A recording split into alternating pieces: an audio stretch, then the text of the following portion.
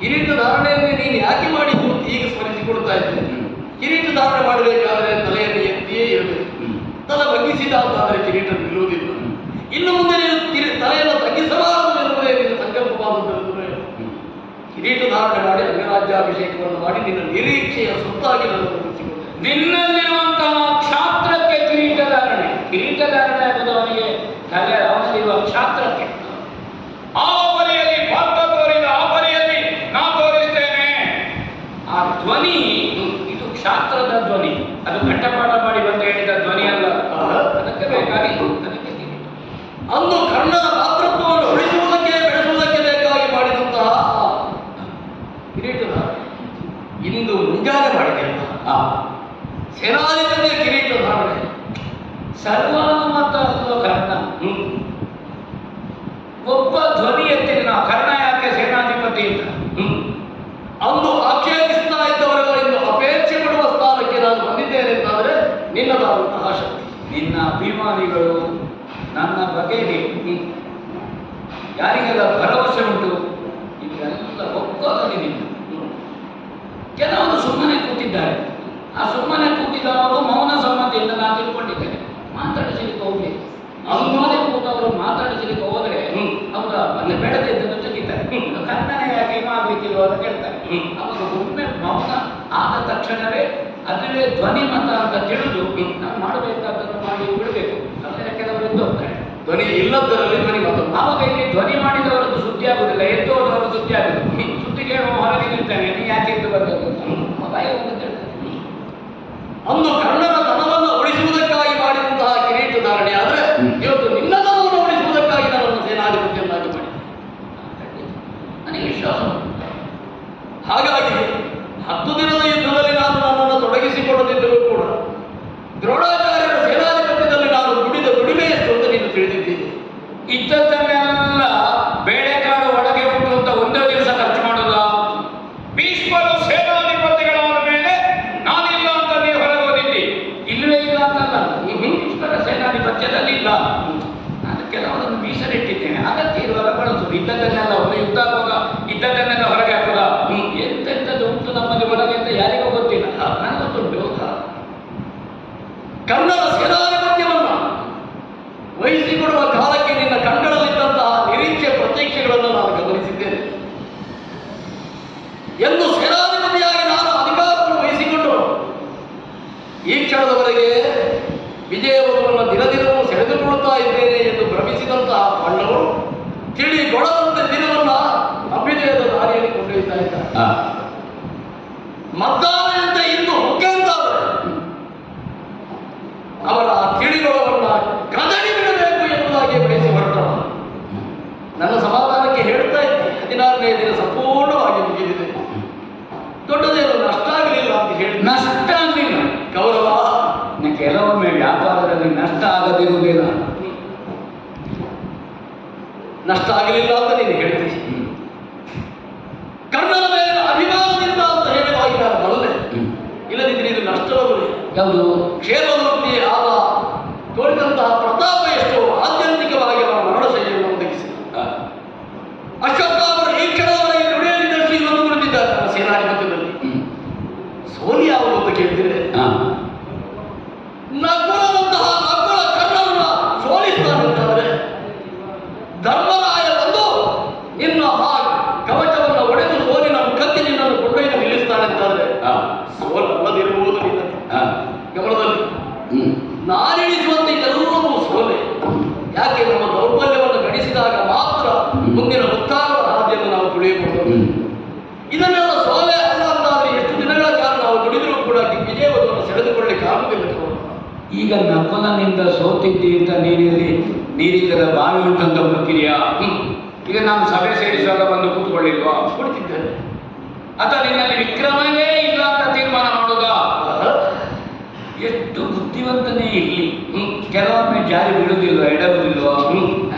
ಅದಕ್ಕೆ ಅವನಿಗೆ ಬುದ್ಧಿವಂತಿಕೆ ಇಲ್ಲ ಅಂತ ಹೇಳುದಾ ಅಲ್ವಾ? ಹಾಗಿದ್ರೆ ಇಂದಿನ ಯುದ್ಧದಲ್ಲಿ ಸಮಾನವಾಗಿ ನಾವು ಸಾಧನೆಯನ್ನು ಮಾಡಿದರೂ ಪಾಂಡವರು ಕೌರವರು ಆತ್ಯಂತಿಕವಾಗಿ ವಿಜಯವನ್ನು ಸೆಳೆದುಕೊಳ್ಳುವಲ್ಲಿ ವಿಫಲರಾಗಿದ್ದು ನಾವೆಲ್ಲಿ? ಯುದ್ಧೋದ್ಯಮದಲ್ಲಿ ಏನು ಗೊತ್ತಿಲ್ಲದೆ ಕರ್ಣ ಸೋತಿನ ಅಥವಾ ಯುದ್ಧೋದ್ಯಮದಲ್ಲಿ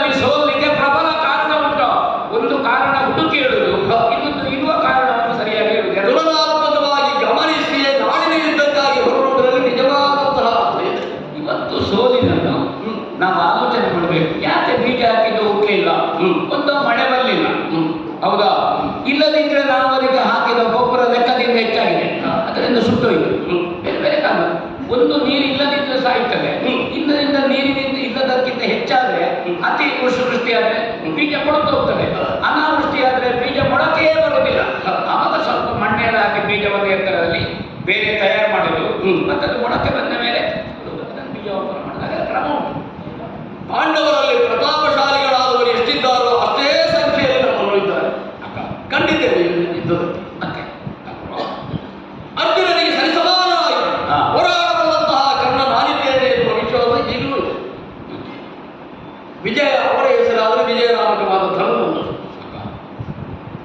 ಅಗ್ನಿವಂತವಾದಂತಹ ಗಾಂಡೀವ ಅವರಲ್ಲಿದ್ದರೆ ವಿಶ್ವಕರ್ಮನಿಂದ ನಿರ್ಮಿಸಲ್ಪಟ್ಟು ಪರಶುರಾಮನಿಗೆ ಉಡುಗೊರೆಯಾಗಿ ಕೊಟ್ಟು ನನ್ನ ಬಳಿಗೆ ಬಂದು ಸೇರಿದಂತಹ ಆ ಇಂದ್ರನಿಗೆ ಪ್ರಿಯವಾದಂತಹ ಧನಸ್ಸೇ ನನ್ನ ಕೈ. ಮತ್ತೆ ಹಾಗಿದ್ರೆ ಸೋಲಲಿಕ್ಕೆ ಕಾರಣವೇನು ಅಂತ ನೋಡಿದರೆ ಆತ್ಮಾವಲೋಕನ ಮಾಡಿಕೊಳ್ಳಲಿಲ್ಲ ಅಂತ ಆದರೆ ವಿಜಯವನ್ನು ಸೇರಲಿಕ್ಕೆ ಸಾಧ್ಯವಿಲ್ಲ. ಕೊರತೆ ಹೋರಾಟವನ್ನು ಮಾಡುತ್ತಾ ಮಾಡುತ್ತಾ ಇರುವ ಕಾಲಕ್ಕೆ ಇನ್ನೊಂದು ಕಡೆಯಲ್ಲಿ ಬೇಕಾದಂತಹ ಪ್ರತಿಫಲವನ್ನು ಪರಿಣಾಮದ ರೂಪದಲ್ಲಿ ಪಡೆಯುವುದಕ್ಕೆ ನಾವು ಎಲ್ಲಿ ವಿಫಲರಾಗಿದ್ದೇವೆ ಅಂತ ನೋಡಿದರೆ ಒಂದರಲ್ಲಿ ಸೋತಿದ್ದೇವೆ. ಅದು ಈಗ ಸೋಲು ಹೇಗೆ ಬಂತು ಅಂತ ನಿನಗೆ ಗೊತ್ತಾಯ್ತು. ಅನೇಕರಿಗೆ ಸೋತದ್ದೇ ಹೇಗೆ ಅಂತ ಗೊತ್ತಾಗುದಿಲ್ಲ, ಗೆದ್ದದ್ದೇ ಹೇಗೆ ಅಂತ ಅದರ ಮೊದಲೇ ಗೊತ್ತಾಗುದಿಲ್ಲ. ಗೆಲ್ಲದ ಯುದ್ಧ ಮಾಡಿದ್ರು, ಇವಾಗ ಗೆದ್ದ ತಿಳ್ಕೊಳ್ತಾನೆ ನಾನೇ ಯುದ್ಧ ಮಾಡಿದ್ದು ಅಂತ. ಕೆಲವೊಮ್ಮೆ ತನ್ನಿಂದಲೇ ಸೋತದ್ದು, ಕೊನೆಗೆ ಅವರ ಸೋತದ್ದೇ ಹೇಗೆ ಅಂತ ಗೊತ್ತಿಲ್ಲ. ಅಂದ್ರೆ ಸೋತದ್ದು ಹೇಗೆ ಮಾಡೋದಲ್ಲ, ಈಗ ಒಂದು ಹೇಗೆ ಸೋತದ್ದು, ಹೀಗೆ ಸೋತದ್ದೇ ಹೇಗೆ ಹಾಗೆ ಎಲ್ಲ ಅವನೇ ಕೇಳಬೇಕು. ಸೋತದ್ದೇ ಹೇಗೆ ಅಂತ, ಸೋತದ್ದೇ ಹೇಗೆ ಅಂತ.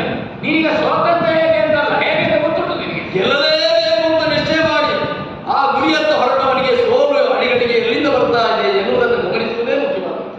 ಈಗ ನಿನಗೆ ಬಂದ ಸೋಲು ಅದನ್ನು ಗೆಲ್ಲಿಸಲಾಗದೇ ಇದ್ದ ಸೋಲು ಒಂದು ಹಾಗೆ, ಇಂಥ ಕಾರಣಕ್ಕೆ ಸೋಲು ಅದನ್ನು ತುಂಬಿಸಿಕೊಟ್ಟರೆ ನಾ ಗೆಲ್ಲುವುದು, ಹಾಗೊಂದು ಕ್ರಮ ಉಂಟು. ಗಮನಿಸ್ತಾ ಹೋದರೆ ನಿನ್ನೆ ನಡೆದಂತಹ ಯುದ್ಧದಲ್ಲೂ ಕ್ಷಣ ಕ್ಷಣಕ್ಕೆ ಎಲ್ಲೆಲ್ಲಿಗೆ ಹೇಗೆ ಬೇಕು ರಥವನ್ನು ಓಡಿಸಿದವರಿದ್ದಾರೆ ಆ ಕಡೆಯಲ್ಲಿ. ಆ ನಿಟ್ಟಿನಲ್ಲಿ ನನಗೆ ಸೋಲಾಗಿದೆ.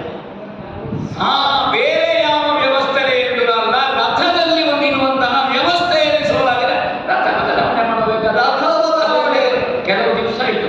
ಇದರ ಕೀಲಿ ಸಡಿಲಾಗಿದ ಅತಿ ಚೌಕ ಲಯ ತಪ್ಪಲ್ಲ, ಲಯ ತಪ್ಪುವುದು ಹೇಗೆ? ಅಥವಾ ಕುದುರೆ ಬದಲಾವಣೆ ಮಾಡಿದ್ರೆ ಆಯ್ತು, ಅದಕ್ಕೆ ನಮ್ಮ ಹತ್ರ ಇಟ್ಟು. ಈಗ ರಥದ ಕೀಲಿಯಿಂದ ಅರ್ಥವಲ್ಲ, ರಥವನ್ನು ಓಡಿಸುವವನೇ ವ್ಯತ್ಯಸ್ತವಾಗಿದ್ದರೆ ರಥ ಬೇಕಾದ ದಿಕ್ಕಿನಲ್ಲಿ ಹೋಗುವುದು. ಅಂದ್ರೆ ಈಗ ರಥ ಎಲ್ಲ ಸರಿ ಉಂಟು, ಓಡಿಸುವ ಸರಿ ಇಲ್ಲದಿದ್ರೆ ಹೌದು, ಓಡಿಸುವ ಅಂದ್ರೆ ಸಾರಥಿ. ಆ ಕುದುರೆಗಳು ಎಷ್ಟು ಒಳ್ಳೆಯದಿದ್ರೆ ಅದು ಪ್ರಯೋಜನ ಇಲ್ಲ. ಕೀಲಿ ಸರಿ ಉಂಟೋ ಇಲ್ಲವೋ, ಓಡಿಸುವವನೇ ಎಲ್ಲೆಲ್ಲೋ ಹೋದ್ರೆ ಕರು ಹಾಕಿದ ಹಸುವಿನ ಹತ್ರವೇ ತಮ್ಮಿಗೆ ಕೊಡಬೇಕು ಅಲ್ವಾ? ಕರು ಬಿಡುವಾಗ ಅದಕ್ಕೆ ತಾಯಿ ಯಾವುದು ಗೊತ್ತಿಲ್ವ, ಅದರ ಹತ್ರಕ್ಕೆ ಕರುವನ್ನು ಕೊಟ್ಟು ಹೋಗಬೇಡ, ಅದು ಅದರ ತಾಯಿ ಹತ್ರ ಹೋಗ್ತದೆ. ರಥ ಸರಿ ಉಂಟು, ರಥಕ್ಕೆ ಸರಿ ಇದ್ದಾನೆ. ಅಕ್ಷಯ ತುಳಿಯ ಆ ಕಡೆಯಲ್ಲಿದ್ದರೂ ಕೂಡ ಅಕ್ಷಯ ತುಳಿಯಕ್ಕೆ ಸರಿಸಲಾಗಿ ಮುಗಿಯದೇ ಇದ್ದಷ್ಟು ಬಂಡಿಗಳಲ್ಲಿ ಬಾಣ ಕಡಿಮೆ ಆಯಿತು ಅಂತ ಯುದ್ಧ ನಿಂತದಲ್ಲವಲ್ಲ. ಅಲ್ಲ ಅಲ್ಲ ಅಲ್ಲ ಅಲ್ಲ, ಅಕ್ಷಯ ತುಳಿಯಕ್ಕೆ ಅರ್ಥವೇ ಇಲ್ಲ ಅಂತ ಮಾಡಿ ಹಾಕಿದೆಯಲ್ಲ. ಹಾಗಾದ್ರೆ ಕಡಿಮೆ ಆಗುತ್ತೆ. ನಮಗೆ ಕ್ಷಯ ಆಯ್ತು. ಯಾಕೆ ಕ್ಷಯ ಆಯಿತು ಅಂತ ಹೇಳಿದ್ರೆ ರಥಿಕೆ ನಿಂದಲ್ಲ, ರಥದಲ್ಲಿ ಸಾರಥಿಯಾಗಿರ್ಬೇಕಾದ ಸಾರಥಿಯುಗಲ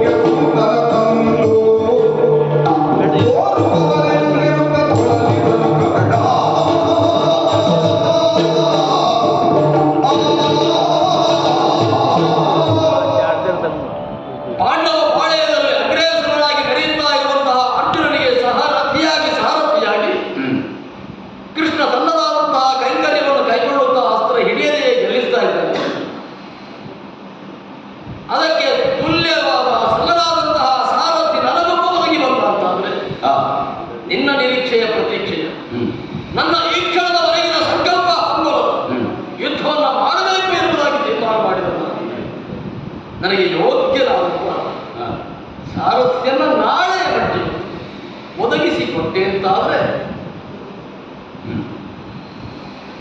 ಯಾವ ಪಾಂಡವರನ್ನ ಗೆಲ್ಲಬೇಕು ಎನ್ನುವಂತಹ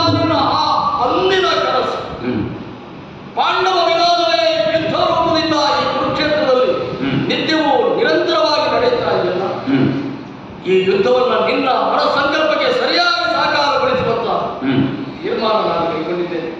ಯೋಗ್ಯನಾದಂತಹ ಸಾರಥಿಯನ್ನ ನನಗೆ ಒದಗಿಸಿಕೊಡಬಲ್ಲ ಯಾಕಪ್ಪ? ನಾನು ನೀವು ಎಂಥದ್ದೋ ಊರಿನಲ್ಲಿ ಇದ್ದದೆ ಇಲ್ಲದೆ ಇದ್ದದ್ದು ಬಾರಿ ದೊಡ್ಡದು ಕೇಳ್ತಿದ್ದ ನಾನು ಕೇಳ್ತೇನೆ.